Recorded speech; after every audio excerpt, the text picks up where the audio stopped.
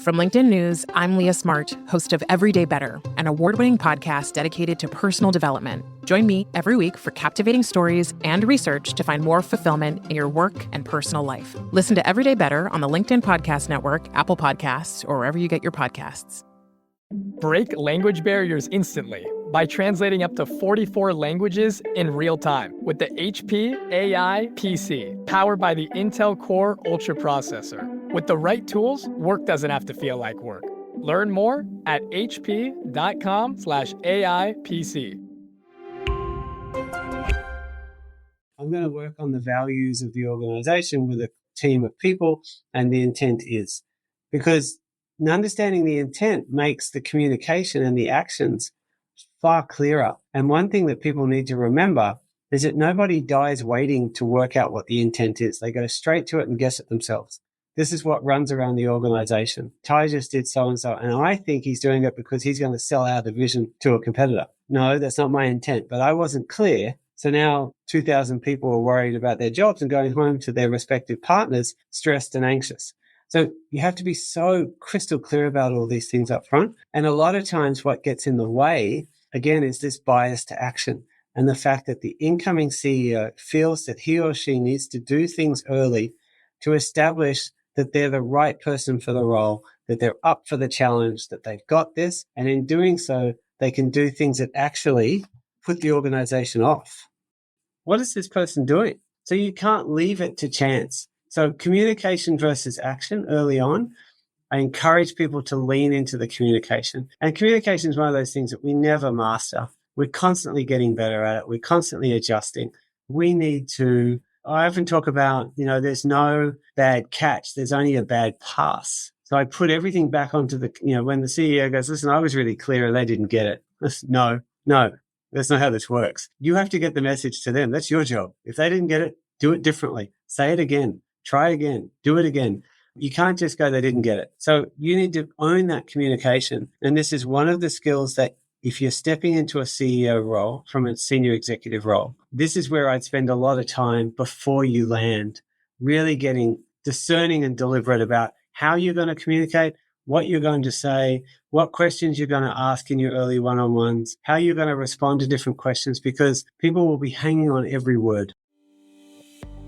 Hey, I'm Kwame Christian, and you are about to step into the world of Negotiate Anything, the #1 negotiation podcast in the world, where we teach you how to make difficult conversations easier while getting more of what you want in the process. Each episode is packed with practical tips and strategies from the experts. We delve into negotiation, conflict resolution, and leadership skills that are crucial in both business and in life. Whether you're closing a deal, managing a team, or navigating personal relationships, Negotiate Anything provides you with the tools you need to succeed. Our conversations are real, relatable, and most importantly, rooted in practicality. So if you're ready to transform your conversations and elevate your negotiation skills, join me on Negotiate Anything. Subscribe and listen on Apple Podcasts, Spotify, or wherever you love to listen. Let's make every conversation a winning negotiation. Ty, thanks for joining us today. Thank you very much for having me. It is our pleasure, my friend. So how about you get us started by telling us a little bit about yourself and what you do? So my name's Ty Wiggins. I work for Russell Reynolds, where I lead our CEO and executive transition practice globally. I've been with Russell Reynolds for 5 years now. Prior to that, I had my own coaching and consulting business with a business partner.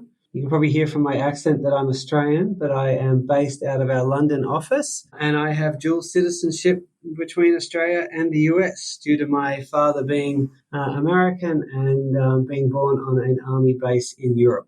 Well, fantastic. And Ty, we are excited to have you because you are going to give us a sneak peek into the world of CEOs and the difficult conversations that they have. And your background, your experience, and the work that you do is really unique. And can you just set the stage for the audience about the types of difficult conversations that the CEOs are having and the difficult situations you help to coach them through? Absolutely. So the work that I do is primarily with CEOs as they step into their new role. So I start working with them generally a couple of months before the official start date, and then I work with them for 12 to 18 months as they start as CEO. In a lot of cases, they're first-time CEOs, but in many cases, they're second or third-time CEOs. And so the role that I play is really part advisor, part coach, part challenger in terms of their thinking. And one of the aspects around why this is valuable to my clients is it's very difficult for CEOs to get honest, objective feedback, especially early on. We have this aspect of people telling CEOs what they want to hear or not telling them what they don't think they want to hear. So having somebody alongside them, especially in these early sort of months, to really look ahead at some of the challenges that they will have, use my pattern recognition to understand what might be coming up for them, my understanding of the transition process and the expectations of what the market, boards and organizations look for is very, very helpful. And so in that period of time, as you would expect, there's a range of tough conversations, there's a range of tough decisions, there's a range of personal challenges that are going on, because the CEO role, as we know, is one that's very hard to prepare for. And as such, the transition to being CEO, I think, is probably the toughest transition you can go through in your professional career. What's so interesting about this is that I don't think many people find themselves in this position, being the person who transitions to CEO, first of all. So that makes it rare. But then also when you are on the outside looking in, you look at the CEOs, they have to carry themselves with a certain amount of confidence, a certain amount of gravitas. And it can seem as though they are almost impenetrable when it comes to some of the challenges that they might face. It seems like they're always ready, incredibly competent, savvy, smart, and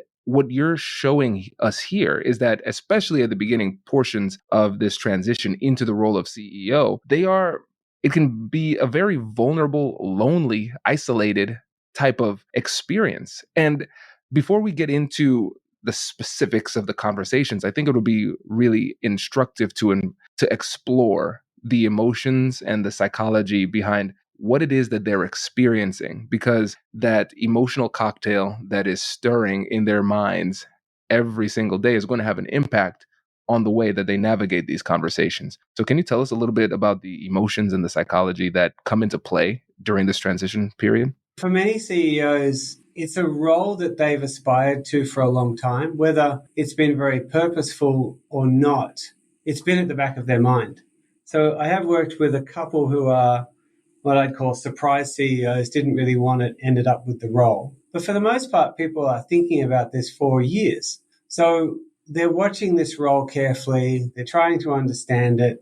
If you're a senior executive working directly for the CEO and close to the CEO, you have a really distinct view of what you think this role is going to be like. So when a CEO is appointed, there's the process they have to go through to be selected. Like any huge role in your career, it's anxiety provoking, it's exciting at the same time.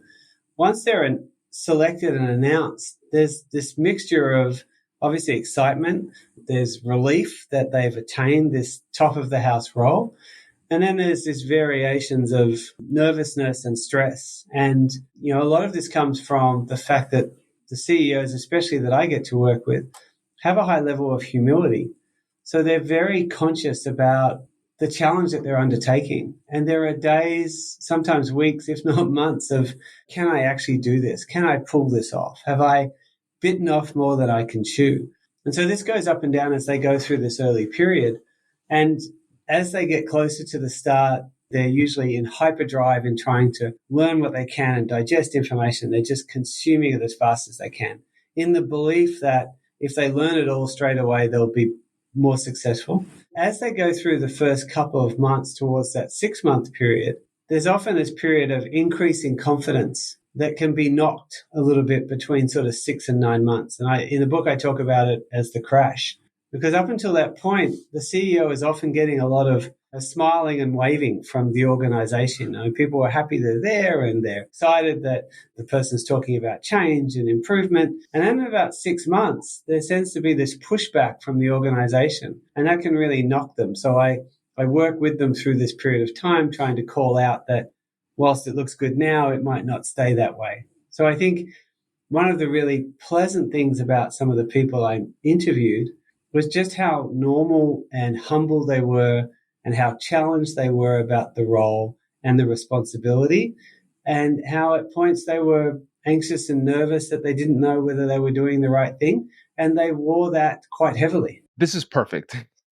This is exactly what I wanted to hear, because we can recognize just how incredibly challenging this is. Because not only are they dealing with all of these emotions, we talked about the anxiety, the excitement, relief, nerves, and stress. It's a blend. There's some positive, there's some negative, there's probably some fear, some trepidation, all of these things. And then as they are feeling all of these things, all of these different emotions, then they need to comport themselves with class, with dignity, with respect, and then have these conversations while managing to stay calm during those conversations. So you recognize that it's not just what is being said in the conversations or what specific conversations are happening.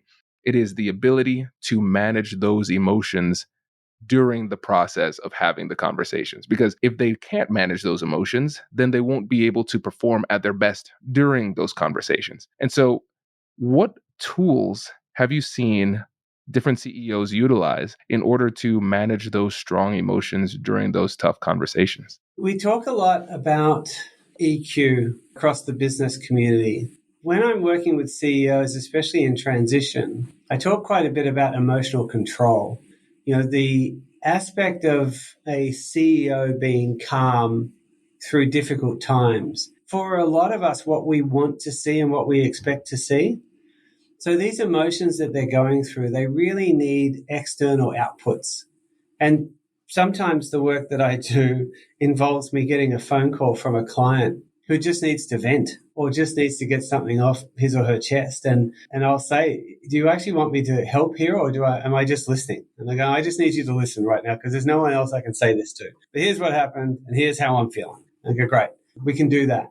So they need to have these outlets. They need to be really self-regulating. So when we talked about the emotions that they're going through before, they're going through this range of emotions. They're in a role that is different to what they expected. And in the book, you'll hear people like Ramon LaGuardia, who was 20 plus years at PepsiCo, get to CEO role after running enormous divisions and go, wow, this is not what I thought. Like, I'm close and it's still not what I thought. So there's a shock. There's a bit of a knock to confidence. And at the same time, they've gone from being well-known and popular to the main attraction. When you're a CEO, as you walk through the office, as you sit in the meeting room, as you talk to anyone, everyone is watching you and they are listening to everything that you say. They don't miss what you say. So you're under this intense scrutiny. And I talk to people often about their poker face when they say things like, oh, I was really disappointed, but I didn't say anything. And I said, yes, you did. You absolutely told everyone you were unhappy with that. Through your body language, through your response, through your face. You need to be so attentive. So if you combine the emotions, the fact that they think they know what the role's going to be like and they don't, and now everyone in the organization is watching them like they're under a microscope, it's incredibly stressful and incredibly difficult not to slip up. I did not think about that aspect of living life under a microscope too. That, again, is an added layer of challenge. And so, wow. So when you find yourself in those types of situations, people are analyzing your facial expressions. People are analyzing your mannerisms and your body language. They're paying attention to your tone and trying to read between the lines of what you are saying and what you are not saying. And for the person who is in that position, they are, again, under a lot of emotional duress and stress and pressure. So what advice would you have for somebody who is coming into that difficult conversation? What is it that they can specifically do to gain some of that emotional control? In some ways, like a little bit like some politicians, one of the things that I think helps CEOs early is to have some responses that they have sort of prepared, especially around a couple of things. So new CEO represents change and challenge to the organization. So people very quickly try to establish, is this good for me or is this bad for me, especially in the senior levels. So the way that they do that is to get a really quick read on what you as the CEO are going to do. So the sooner, if I'm one of the senior execs, the sooner I can get a read on what you think, the safer I can make it for myself. So I'm pushing you for what's your view on this, what's your opinion on this. I know, I know you have a view. And for CEOs that are happy just to chat about their early musings and thoughts they can often find themselves in a bit of trouble down the track because people don't take it as just ideation on the fly. They take it as this is set in stone. And I've got some really funny examples in the book of people running off to do stuff. And one of the quotes that I love came from Ron Williams, who was the former CEO of Aetna. He said, a CEO's casual utterances can result in concrete buildings. And his experience of someone running off and setting up a $20 million project on something he said in a meeting but wasn't really serious about, he was just thinking about it. So you've got to have this type of component. So what I say to them is you need to have a response that sounds something like, yes, I have an emerging view, but it's too early for this to be formalized. What I'd like to know more about is X, Y, and Z. So you have this way of deferring some of these early opportunities people are trying to get you to give your opinion and have some other, sort of responses that will put people at ease without committing you to different things. And that helps you with some of these responses. Another two aspects that I've worked with a lot, and I mentioned sort of both in the book, is this concept from Nelson Mandela about speaking last in meetings. And I heard Jeff Bezos talk about it again the other day on a video. As the CEO, if you come into the meeting and set it up, frame the discussion, frame the problem, give your early thoughts, you've not only started the meeting, you've generally ended it as well. Because it takes a very brave soul to challenge something that the CEO has said. So if you come into the meeting and say, all right, here's the problem. Here's what I think we should do. But I'm really interested in everyone's opinion. You've killed it. You've done it. Like it's over. So you need to be really, really conscious about your influence as CEO on any of these discussions, thought processes, brainstorming sessions. You can absolutely lead the witness often. Another technique that I've given leaders, especially when they are hugely intelligent, they often have the right answer, but they're missing out on the nuances that people are giving them, is to go back to writing on an old-fashioned notepad. When they hear something, they write it down, which gives their brain that nanosecond to think about the response before they blurt out the solution or they blurt out some sort of response that steers the conversation. So there are little things like that that we can help people do to increase their emotional control and their ability to respond and not react. Ty, this is gold. This is gold. Hello, my friends. Before we get back to today's episode, I want to ask you a question. Have you ever wondered how to elevate your team's negotiation game and how you can help the folks on your team have better, difficult conversations? At the American Negotiation Institute, we offer transformative keynotes and workshops tailored to empower professionals with top-tier negotiation and conflict resolution skills. Whether it's a keynote for your next event or hands-on training for your team, we've got you covered. Don't just negotiate. Master the art with the American Negotiation Institute. Click the link in the description to find out more. Elevate, negotiate, and succeed. Introducing the HP AI PC, your powerful AI assistant. Easily search through personal files, gain valuable insights, and make smarter, more informed business decisions. Unlock the future of work today with the HP AI PC, powered by the Intel Core Ultra processor. With the right tools, work doesn't have to feel like work. Learn more at hp.com/AIPC.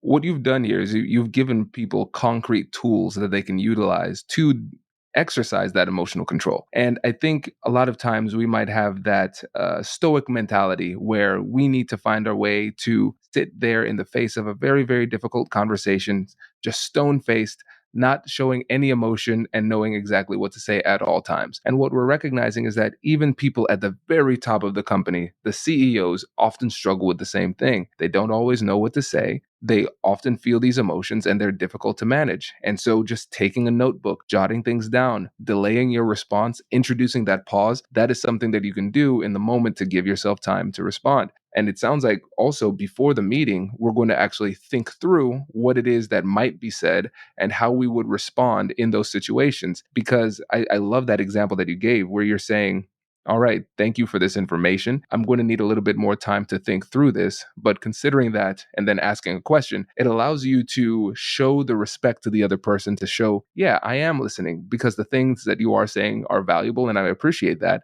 I can't add anything to the conversation at this time, but I'm still in the conversation and I care about you enough to ask another question. And so you're validating the person without putting yourself in a position where you might be exposed inappropriately at this time. So I love how concrete these strategies are, because it's not just that CEOs and emerging CEOs could utilize these in their difficult conversations, but it's also everybody in there who's listening to this podcast in their own way can find ways to utilize the exact same techniques.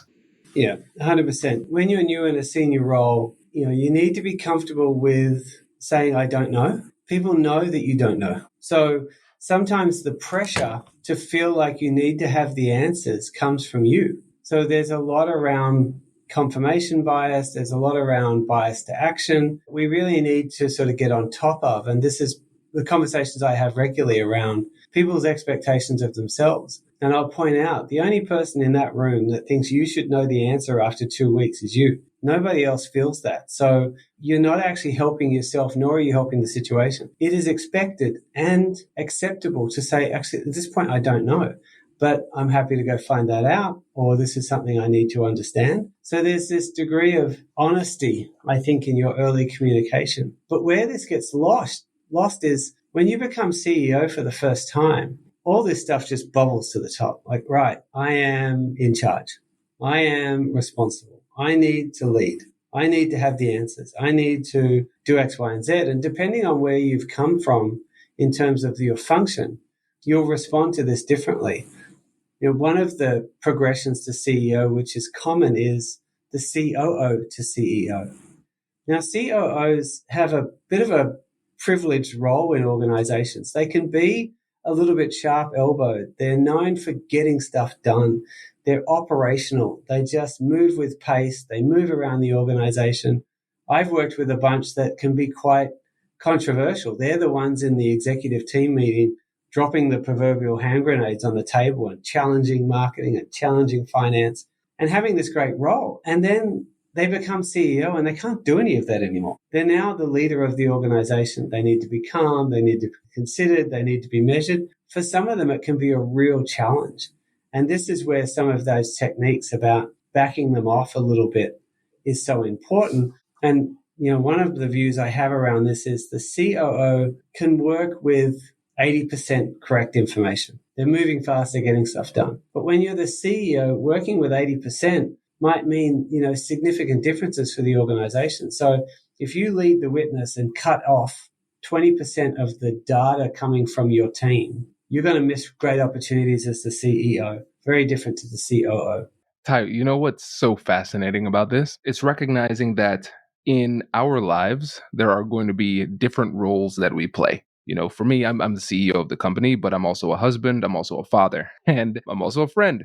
And in all of those roles, I communicate, but I have to communicate differently in each of those roles. And here, when it comes to the COO transition to CEO, what we're recognizing is that the very skills that could take you to the top and help you to become an incredibly successful chief operating officer could make you very ineffective as chief executive officer. And so there has to be a bit of an internal negotiation for you to recognize, all right, who am I in this situation and who do I need to be? And then it's almost like once we get clarity on our role, our professional identity, then that clarity can lead to the proper negotiation skills manifesting themselves in the conversation. Because it might not be a situation where you don't have the skills to have the particular conversation. It might be the fact that for whatever reason, you're struggling to identify the appropriate role or identity within yourself in this conversation. 100%. One of the questions I often ask CEOs in the pre-transition phase, so ideally before they've officially started, is what type of leader does the organization need you to be at this time? And I ask this question for a number of reasons, but one is to let the individual know that as CEO, it doesn't work that everyone just needs to fit in with them and their leadership style. To be effective, CEOs will adapt their leadership style to suit the organization and the organizational situation to create an environment where the individuals and the teams can flourish and do their best work. And this obviously relates specifically to how they communicate, because it's with their communication that they set the tone. I talk to leaders often about reminding them that we judge ourselves by our intent and others judge us by our behavior. So if they're communicating things without offering up the intent, then they shouldn't be surprised that people will just assume the intent, and it may not be what they actually thought. So early on, they have to over-index on the intent. I'm going to change this series of meetings, and my intent is. I'm going to move the conference, and my intent is. I'm going to work on the values of the organization with a team of people, and the intent is. Because understanding the intent makes the communication and the actions far clearer. And one thing that people need to remember is that nobody dies waiting to work out what the intent is. They go straight to it and guess it themselves. This is what runs around the organization. Ty just did so-and-so, and I think he's doing it because he's going to sell our division to a competitor. No, that's not my intent, but I wasn't clear. So now 2,000 people are worried about their jobs and going home to their respective partners stressed and anxious. So you have to be so crystal clear about all these things up front. And a lot of times what gets in the way, again, is this bias to action and the fact that the incoming CEO feels that he or she needs to do things early to establish that they're the right person for the role, that they're up for the challenge, that they've got this. And in doing so, they can do things that actually put the organization off. I'm laughing because one of my good friends and mentors, John Diffenbach, he was a guest on the podcast too. As I was kind of maturing in my role as CEO, I was, again, biased towards action. I had to do, because I started this solo and then built the team and everything. And so I'm used to having to constantly do things. And he was helping me to recognize that as a CEO, a major, like your primary function in many cases is communication, effective communication. And it ties in perfectly with what it is that you're saying here, because that bias towards action could lead you to take action without properly communicating why it is that you're taking that action. And then, like you said, it allows other people to shape a narrative that might not be as charitable. And I think there might be a bit of almost like a mental block when it comes to doing this in communication, because we might say to ourselves, isn't it obvious why I'm doing this? Isn't it obvious? Why wouldn't you just assume the best? We're on the same team. And we almost feel like it cheapens our intellect to have to clarify the intent and do it so frequently and so consistently. But one of the things that I appreciate about this tip and everything else that you've given throughout this whole podcast is that this is easily actionable. Like, we can all put this into practice. It's more about making sure that we have the discipline to do it with consistency and the humility to recognize that even though we might not feel as though we should have to do this, we recognize that we still should do this for the betterment of the team. You're 100% right. I think early on, when you are new in role, especially as a new CEO, you get better bang for your buck from what you communicate than what you actually do. And there's a couple of reasons for this. When you're new into a CEO role, your ability to really do significant things in the first month is limited. But your ability to communicate what you're thinking, what you're learning, what you're hearing, how your thoughts are emerging, asking these questions, talking to people about where they see the organization, the opportunities and challenges is enormous. So you shift the bar far better by what you communicate than what you do. And I've worked with individuals who had the view, which is a lot of people have this view, is that my good work speaks for itself. I just need to focus on the work, get things done. And to your point, everyone will understand why I did it and how well I did it. But when you're very senior or CEO, by the time some of these actions come to deliver outcomes, it can be months. And in those months, people are going, what's going on? What is this person doing? So you can't leave it to chance. So communication versus action early on, I encourage people to lean into the communication. And communication is one of those things that we never master. We're constantly getting better at it. We're constantly adjusting. We need to, I often talk about, there's no bad catch. There's only a bad pass. So I put everything back onto when the CEO goes, listen, I was really clear and they didn't get it. No, that's not how this works. You have to get the message to them. That's your job. If they didn't get it, do it differently. Say it again. Try again. Do it again.